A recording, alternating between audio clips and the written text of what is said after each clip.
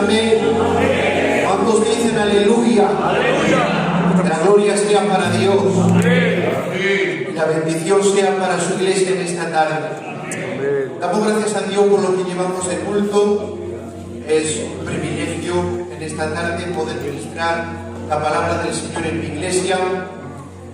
¿Cuántos se acuerdan del mensaje de ayer? ¿Puedes confirmarlo con un amén? Creo que Dios nos habló ayer.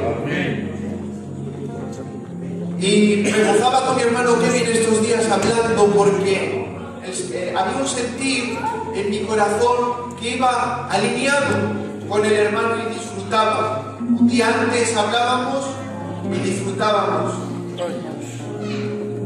Dice la Biblia que el pueblo de Israel todos los días cogía su porción diaria. No podían coger hoy la parte de mañana. Si cogían de más, se echaba a perder. Yo quiero ser ese maná con esa porción necesaria.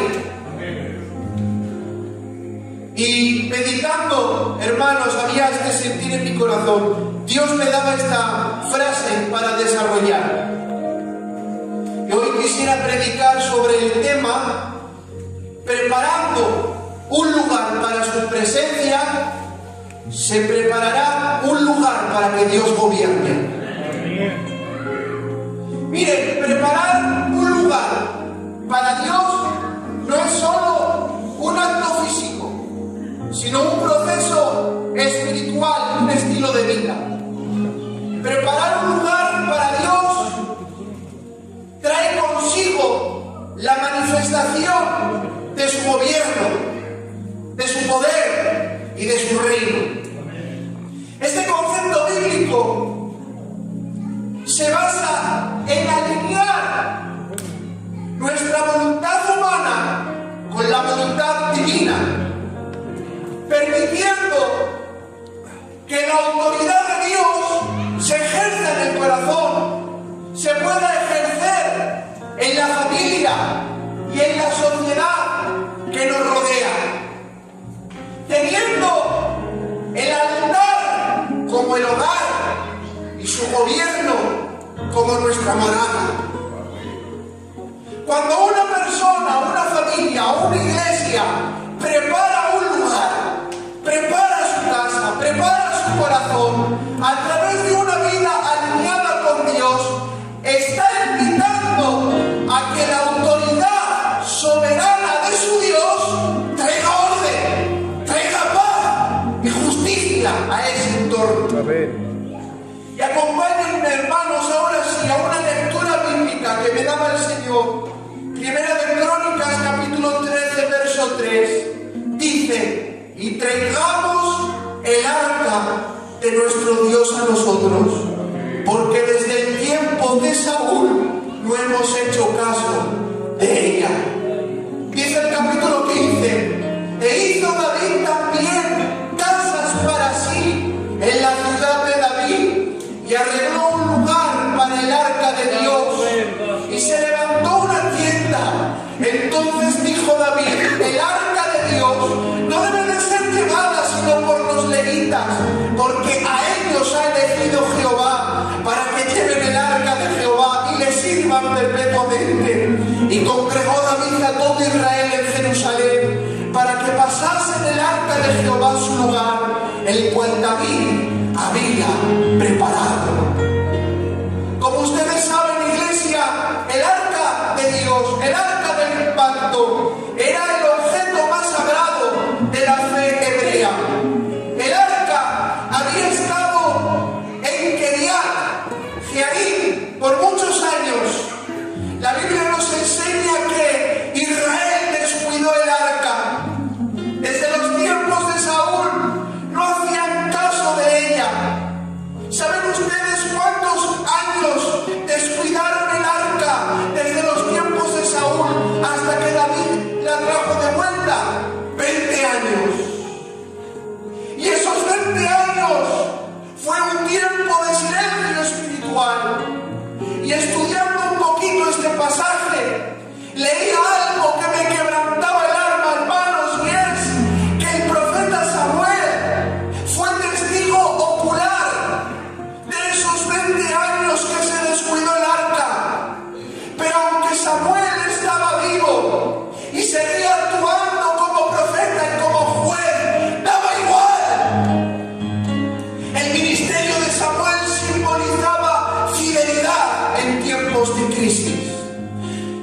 simbolizaba la soberanía de Dios.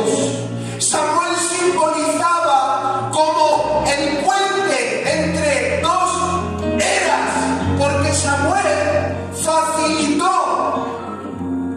había facilitado la transmisión de una teocracia directa, haciendo pasar a Israel del tiempo de los jueces a una monarquía, ungiendo tanto a Saúl como a David. Samuel simbolizaba liderazgo e integridad espiritual. Es cierto que estaba Saúl, es cierto que estaba David, pero señores, Samuel era la autoridad divina en Israel.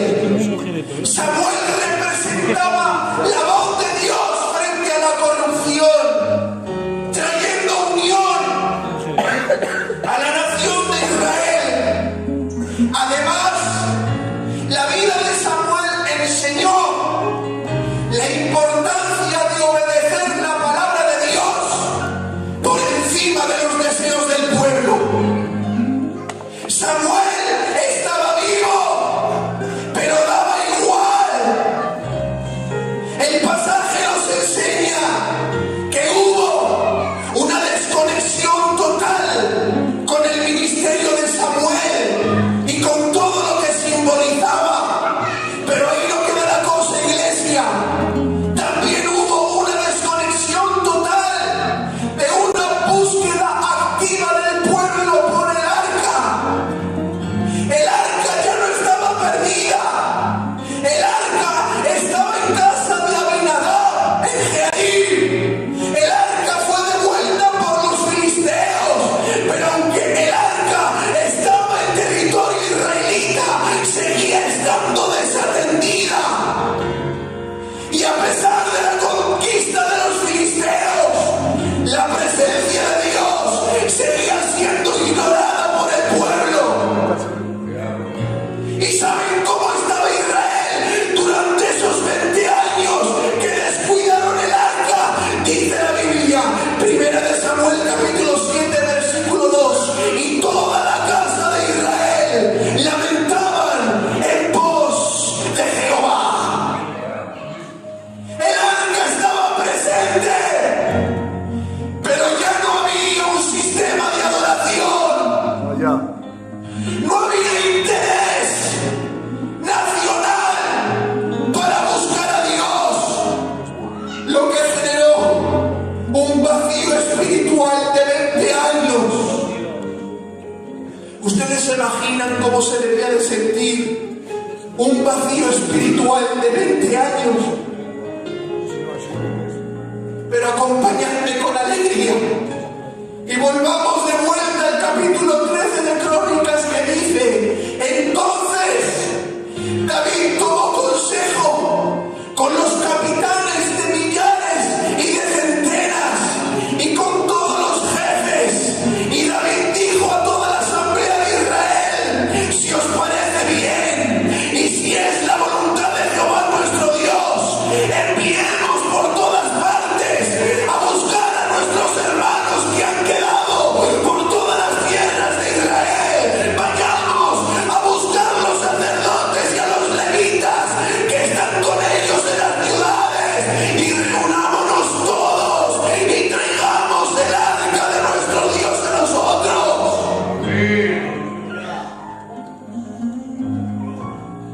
La manera en la que Israel descuidó el arca muestra el desinterés que el pueblo tenía por Dios. Pero hacer que el arca volviera a estar en el centro de la vida de Israel reflejaba el deseo de David. Y David tenía el deseo de recordarles a la nación de Israel que la presencia de Dios era su verdadero cimiento.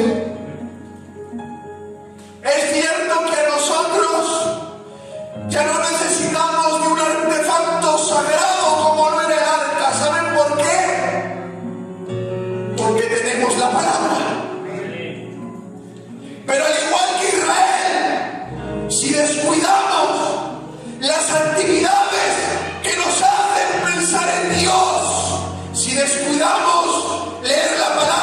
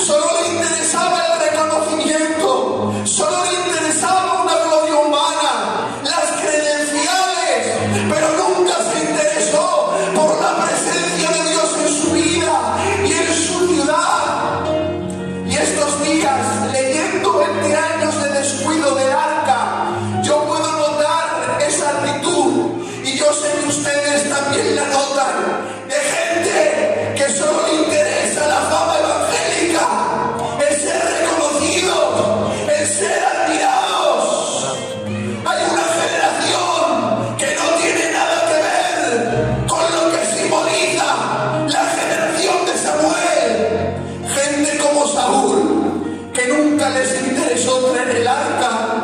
Saúles que ya no están interesados en presencia, pero qué gozo siento, porque Dios ha levantado una generación como David en este tiempo, una generación que aunque tienen fama, podrán orar en la mañana, en la tarde y en la noche. No podemos dormir hasta que la presencia esté con nosotros, hasta que la presencia esté en nuestra ciudad.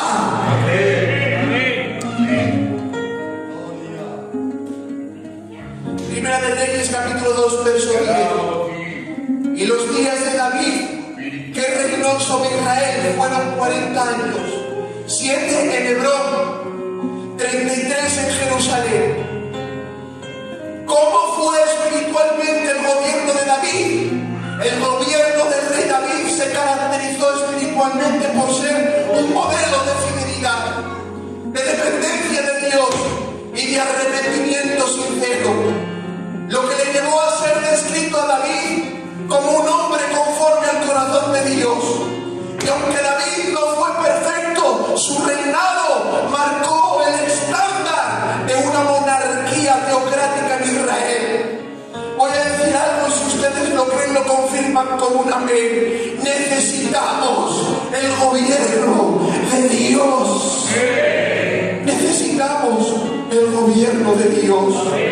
Por lo general, iglesia, ustedes lo saben, en una nación puede existir dos tipos de gobierno. Existe la democracia y existe la dictadura.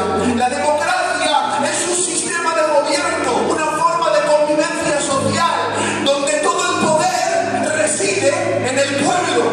La democracia está fundamentada en la igualdad, en la libertad individual, en el respeto de los derechos humanos. Se basa en elecciones libres, en el pluralismo político. Por otro lado tenemos la dictadura. La dictadura es un régimen, un sistema de gobierno donde el poder absoluto se concentra en una sola persona. Se llama dictador. Este gobierno está fundamentado en la suspensión de derechos fundamentales, en la falta de elecciones libres. Y el dictador, si lo ve necesario, hará uso de la represión, de la violencia y de la persecución para anular la oposición. Y escuchen, ninguna de estas dos formas de gobierno convienen a la Iglesia de Cristo.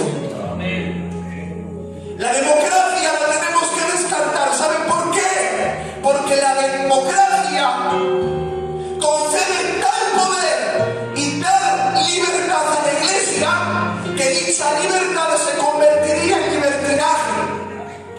La democracia no es de Dios en una iglesia, porque el gobierno, la supremacía, no la tiene el pueblo.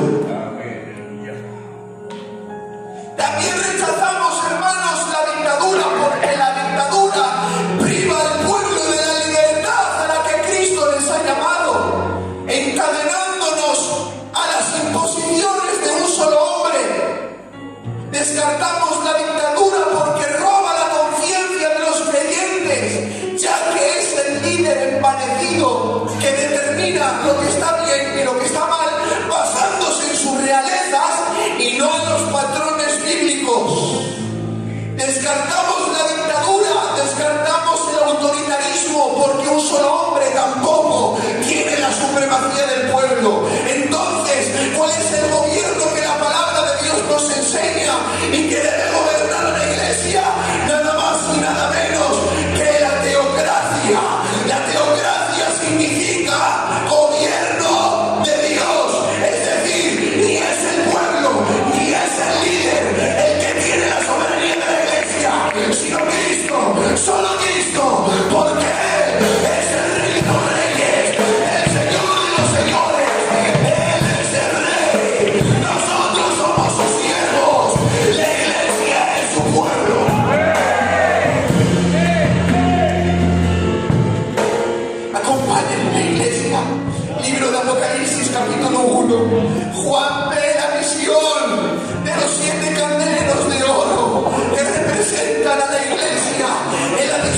renovación de la gracia.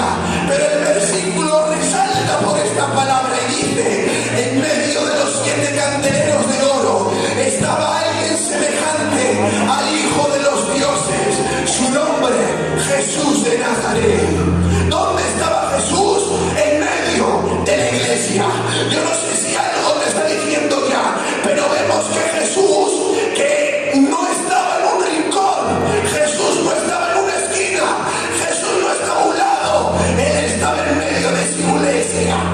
Y cuando leía este versículo recordaba varios textos en los que cuando los leía me daba de cuenta de algo, y es que siempre que Dios aparece en un lugar, no aparece en una esquina, siempre aparece en medio. Acompáñenme, iglesia, dice la Biblia: y vi una zarza que ardía y no se consumía, y en medio de la zarza estaba el ángel de Jehová. Dice la Biblia: y una nube descendía en el tabernáculo, y en medio de la nube estaba Dios y hablaba con su pueblo. La Biblia dice: yo soy grande en medio de mi pueblo. Todos los profetas menores, Oseas, Joel, Amos, Abdías, Jonás, Miqueas, Nahum, Habacuc, Sofonías, Ageo, Zacarías, Malaquías, profetizaron lo mismo.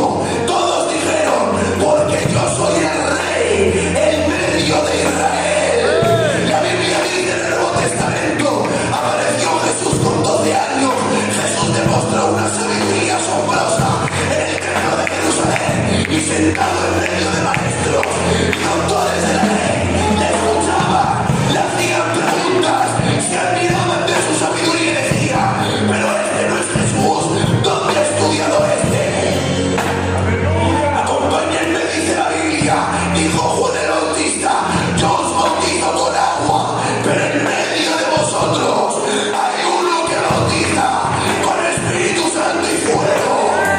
Dice la Biblia: donde 2 o 3 están congregados en mi nombre, yo, Jehová, estoy en medio. Dice la Biblia: y Jesús se les apareció, se puso en medio y les dijo: paz a vosotros. Oh, siempre que Jesús aparece en un lugar, nunca aparece en una esquina, siempre aparece en medio de su pueblo. Y atención, señores, aún muriendo, ahí ensangrentado, dice la Biblia: Jesús murió en medio de los malhechores. Señores, arrinconemos la envidia, arrinconemos el odio, arrinconemos la vanagloria, pero que Jesús esté en el medio, esté en el medio, esté en el medio. Aplaude a tu Dios, aplaude.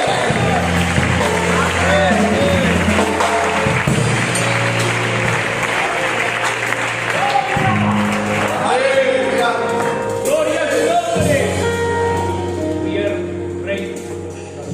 Porque de esto depende el éxito de una iglesia. Necesitamos ya la humildad de quitarme del medio del pueblo y dejarle a Jesús, que Jesús gobierne. Que los diótrefes que andan parloteando, buscando el ser el primero de la iglesia, que Dios los arrincone. ¿Y que será Jesús? Que Él es el que tiene la supremacía de su iglesia. Entonces, ¿qué es lo que debe de ocurrir en la iglesia? Dice la Biblia: Jehová Dios reina, regocíjese la tierra. Es el gobierno de Dios lo que beneficia a su iglesia.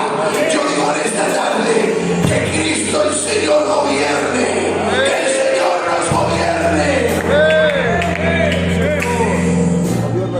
Ahora miren, dentro de la teocracia de Dios, dentro del gobierno de Dios, hay 2 aspectos de gobierno. La primera que me he encontrado se llama teocracia directa, que significa es el Espíritu Santo asentándose en tu corazón, haciéndose dueño de tu personalidad, de tus sentimientos, de tus pensamientos, de tu conciencia. Es decir, una teocracia interna, un gobierno interno. En segundo lugar, vemos la teocracia representada. Significa que Dios gobierna directamente a su pueblo a través de representantes elegidos, no por votación ni por una democracia, tampoco son elegidos por una dictadura. La teocracia representada se manifiesta mediante líderes espirituales. La Biblia nos lo presenta en tres grupos, que son los presbiterios, los ancianos, los pastores, que también pueden ser maestros, y los diáconos. Estos tres grupos administran la voluntad de Dios basada en la palabra, fomentando el orden, fomentando la disciplina amorosa, fomentando la sabiduría divina. Estos tres grupos que viven primeramente ellos en primera persona una teocracia interna, están buscando un ambiente donde la iglesia opere en el amor cristiano y ejecutando una disciplina bíblica para tener un buen crecimiento espiritual. Dentro de la iglesia no solo está el gobierno de Dios en cada creyente, sino que dentro de la iglesia también están los representantes de Dios para establecer este gobierno, para establecer esta teocracia. Entendiendo esto, iglesia, que Jesús es el Rey, pero te ha delegado autoridad para gobernar. Así como el rey Asuero le puso un anillo a Amán, delegándole autoridad de gobierno, déjame decirte que Jesús te ha elegido y te ha dado autoridad en medio de su pueblo para gobernar a la iglesia bajo su teocracia, bajo el gobierno de Dios. Entiéndelo. Ha sido llamado a gobernar, no solo a predicar. ¿Pero de qué manera? Dice la palabra de Dios: tengamos a los hombres como servidores de Cristo, administradores de los misterios de Dios. Pablo nos está hablando que cara a Dios somos sus siervos, pero cara a la iglesia somos ministros. Principalmente, tú eres un siervo de Dios. Por eso lo que te tiene que gobernar a ti en primer lugar no es la iglesia, es Dios principalmente. La palabra de Dios, la palabra administrador, significa persona que administra bienes ajenos. Porque, señores, los bienes que administramos dentro de la iglesia no son nuestros, son del Rey de Reyes y Señor de los Señores. El administrador significa que el ministro ejerce autoridad sobre el cuerpo, cuyas funciones son dirigir, disponer, organizar. A ver si te alegras conmigo de esto. Dios te ha levantado y te ha plantado para dirigir, para disponer, para organizar en la iglesia. Hermanos, somos siervos. No somos juguetes para entretener al pueblo. Nuestra responsabilidad no es entretener, es gobernar. Por eso lo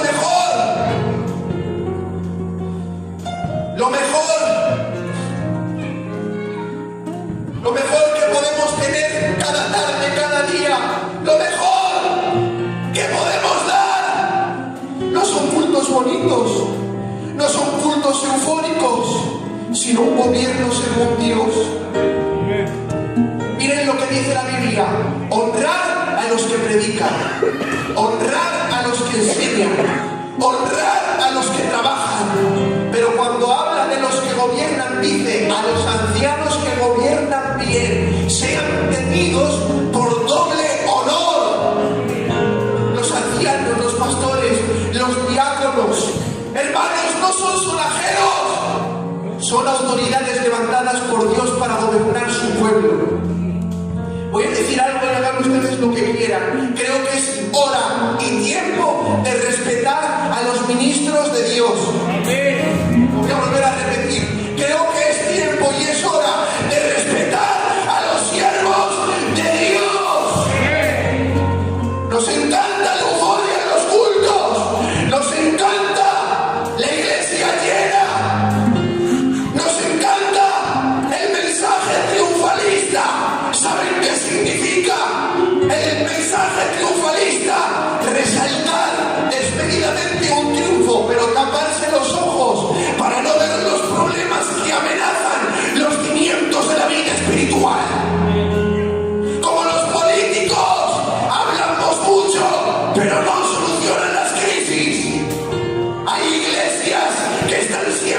triunfalistas, muchos brincos, mucha euforia, muchos saltos, pero nos tapamos los ojos para ver las divisiones internas, para ver la falta de amor verdadero, para ver la falta de perdón, para ver el menosprecio y la burla que hay.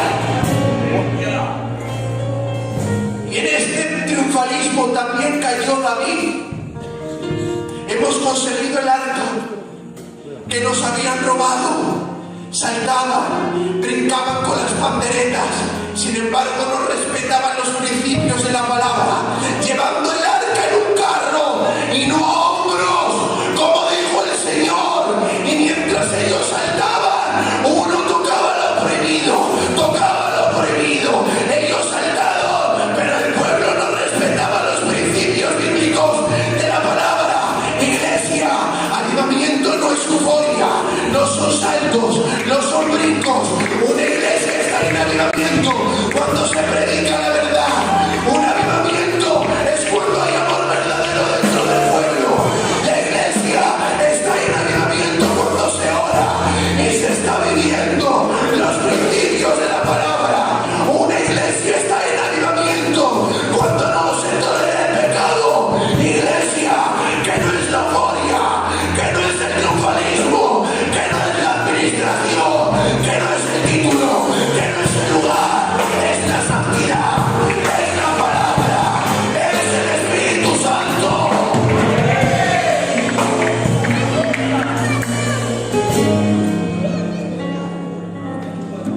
Algo parecido hizo Herodes. Todos conocemos la historia, nos la contaron ayer. Juan el Bautista lo denuncia públicamente a Herodes. Herodes lo encierra por predicarle la verdad. Sin embargo, noten la diferencia. Dice la Biblia que Herodes encerró a Juan el Bautista, pero abrió las puertas del palacio en par para que entraría Salomé. Y se emocionó tanto Herodes de Salomé que le dijo: soy capaz de darte hasta la quinta parte de mi reino. Hermanos, muchos cristianos estamos provocando el sensacionalismo dentro de las iglesias. Se está predicando y se está provocando sensaciones, se está cantando y en vez de estar adorando se está emocionando. Salomé entra, pero la verdad queda encerrada, y cuando la verdad queda encerrada, la gente se está emocionando, pero no suelta el pecado. El pueblo se emociona, pero el pueblo no cambia. Ha llegado la hora de que encerremos el sensacionalismo, que encerremos el emocionalismo y que salga Juan el Bautista, que nos diga las verdades a la cara. Gloria a su palabra. Estoy terminando, 5 minutos, iglesia. Estoy preocupado. Yo también tengo carga. Estoy preocupado de que llamemos avivamiento a lo que en verdad es emoción, a lo que es sensacionalismo. Avivamiento cuando en verdad es triunfalismo. Déjenme que les haga una pregunta. ¿Cuánto vale un hombre y una mujer que está siendo gobernado por Dios? ¿Cuánto vale un hombre y una mujer espiritual? Dice la Biblia que se cansa David en medio de la batalla. Un gigante llamado Isbenoz quería matarlo. Abisai sale a su encuentro y mata a aquel gigante. Dice la Biblia que le dijo Abisai a David: desde ahora en adelante no vendrás más a la guerra, no sea que se apague la lámpara de Israel. Quizá David ya no era tan bueno con la espada. Quizá ya no era tan bueno con la espada, pero sentado en el trono. Claro. Lo necesitaba el pueblo. En pocas palabras le estaba diciendo a Abisai: vale más un hombre gobernado por Dios, que traiga el gobierno de Dios, que 10.000 soldados como nosotros. Y saben, que Dios bendiga a los hermanos que nos visitan, que Dios bendiga a esos siervos que los siga usando, que Dios bendiga a Emilio Motos, a David de San Roque, nuestro hermano Ramón Palmitas, que está visitando la Trinidad, Dani, Paco, Jalé. Que Dios os bendiga. Que Dios os siga usando. Estos siervos que cuando toman el púlpito son un bálsamo para el pueblo de Dios. Pero saben,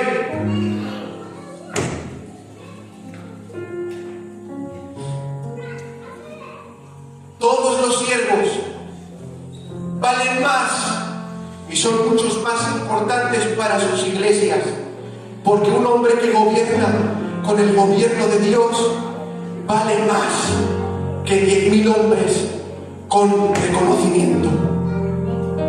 Y por encima de un mensaje bonito de visita, la iglesia está a falta del mensaje pastoral, porque déjenme decirles algo: no se predica lo que apetece, se predica lo que necesita el pueblo.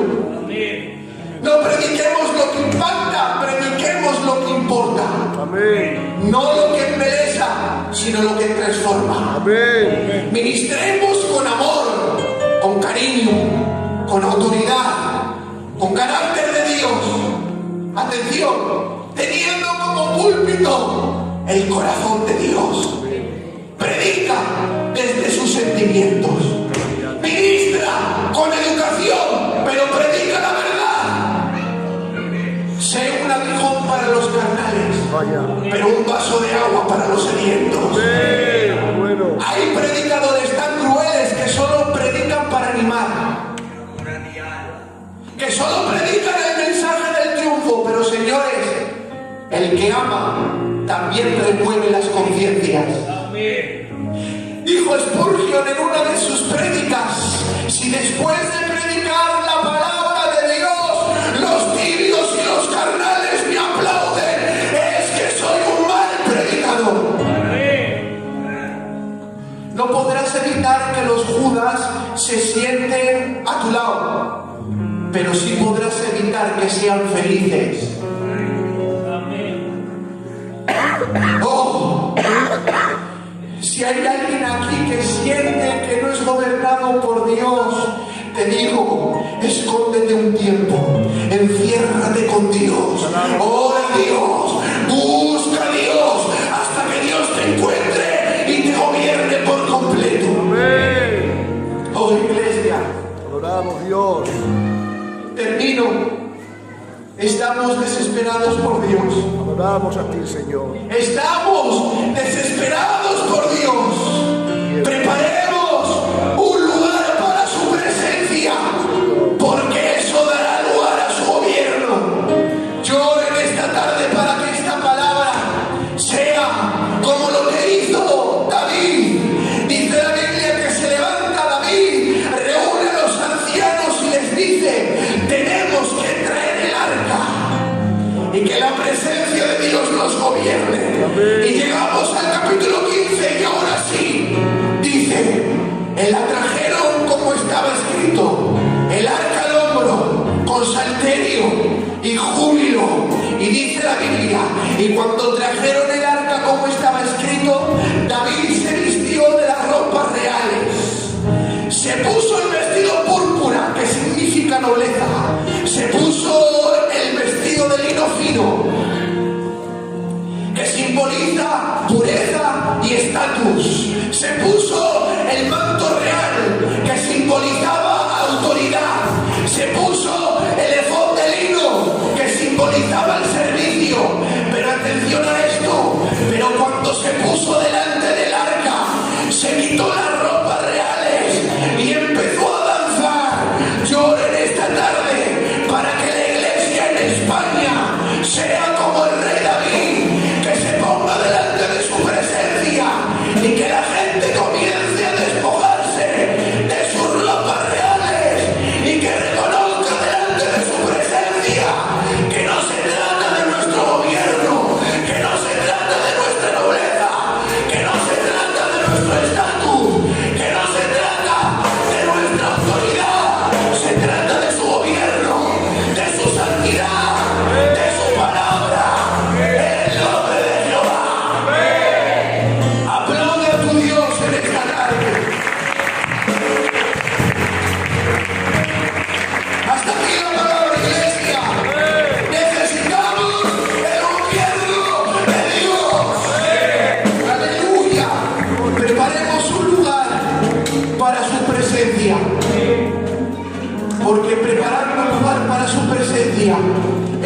dará lugar para un gobierno de Dios, para que Dios nos gobierne. Amén. Sin más, hermanos, espero que haberles hecho bien.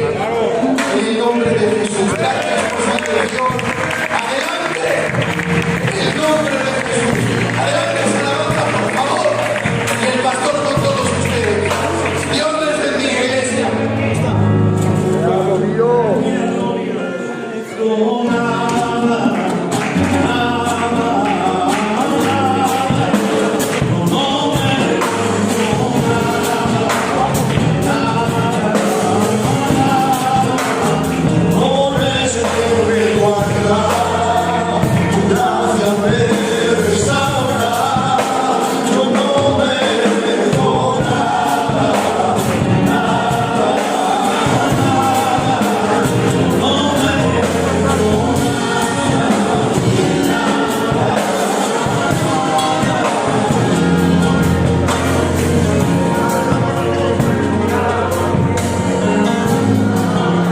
Aleluya, toda la gloria para nuestro Dios. Digo en esta tarde que nosotros queremos el gobierno de Dios. No queremos triunfalismos, no queremos aleluya escaparates, queremos la presencia del Rey. Amén, aleluya. Y para esto yo me quedo con esta palabra, aleluya. No descuides el arca, no la pierdas de vista, no pierdas de vista la comunión con Dios. No pierdas de vida la vida cristiana en el nombre de Jesús. Digo en esta tarde que Dios bendiga a nuestro hermano Josué. En esta tarde nos ha hecho bien en el nombre de Jesús. Dios te bendiga, Josué. El hermano David de Nazar, aleluya, está con el hermano Tony en Cenicero, por eso no se encuentra entre nosotros. Amén. Nos ponemos de pie para dar gracias al Señor. Aleluya. Y decirles, hermanos, que si hubiese alguien, alguna casa que necesita de la